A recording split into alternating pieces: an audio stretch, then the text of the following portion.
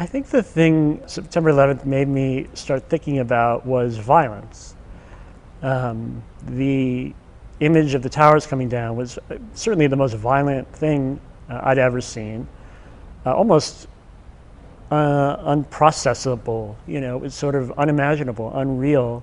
What I tried to do to make sense of it was to think of violence in very personal terms, very intimate terms, because really that was my only experience of violence, and I couldn't make sense of this huge political event, but I could think about myself, my history, people I knew. I remember when Abu Ghraib happened, and I think that was really the inspiration for Dying City. The intersection of sex and violence in American culture is something that I can talk about in very intimate personal terms, but that really does have relevance now with the scandal and horror of Abu Ghraib on a broader, larger scale. I wouldn't expect politicians to help us process deep trauma.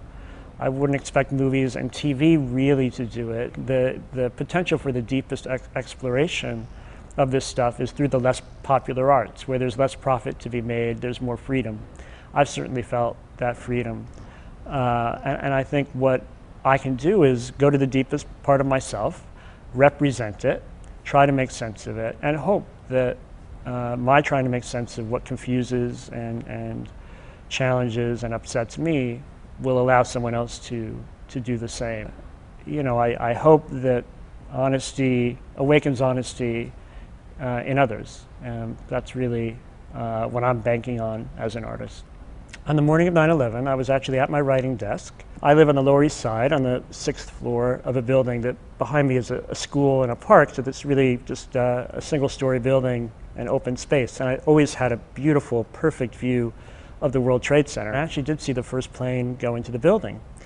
And it was a shocking thing to see. And my father, I called him, he was dying at the time, or he had leukemia, he died 4 or 5 months later. And I spoke to him and tried to make sense of what was happening. And I remember the black hole getting bigger and bigger as the fire was eating away at the building. Thinking, well, that's like my father's body, it's what's happening inside of him, something's eating away at him. So I saw it in personal terms, in a certain sense, from the beginning. Once I saw the second plane go in, actually on TV. I watched it on TV and then turned my head and saw the fireball finish with my naked eye. At that point, although I had recognized something horrible had happened, I think at that point I went into denial. I had an appointment in Midtown, and I actually got on the subway to go about my day. And it was sort of midway on my journey that I thought, what did you just do? You knew something horrible was happening. Why did you get on the subway? That period of denial remains very frightening to me, that for 15 or 20 minutes I seemed to be able to disavow what I'd seen. We process everything through our own histories, our traumas, our intimate lives, our past. Whatever we might decide intellectually about a political issue, the thing I think we can never fully know is the mystery of ourselves. 9/11 has come to represent something about myself inside of me that I'm still trying to come to terms with. And I imagine through the rest of my life, as both a person and an artist, I will be attempting to come to terms with.